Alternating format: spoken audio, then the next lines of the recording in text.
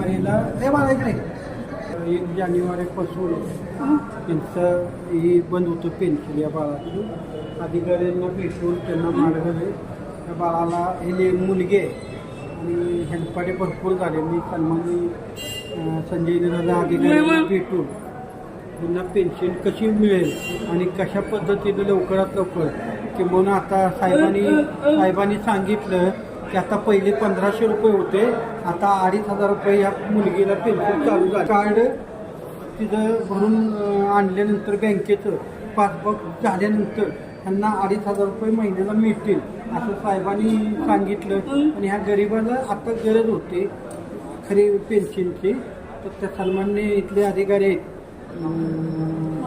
बाजीराव पाटील साहेब यांनी मार्गदर्शन करून त्या मुलगीला पुढच्या महिन्यात कशी पेन्शन देता येईल याचा विचार करून 1 तारखेला बोलवलं यांच्या वडिलाला आणि होऊन जाईल आणि ह्यांना पेन्शन मिळेल असे साहेबांनी बाजीराव पाटील साहेबांनी शब्द दिला. त्यांचं काम झालेलं आहे. अनेक हेल्पाटे गाठले त्यांनी, परंतु आत्ता साहेबांना भेटून लगेच त्यांचं काम झालं.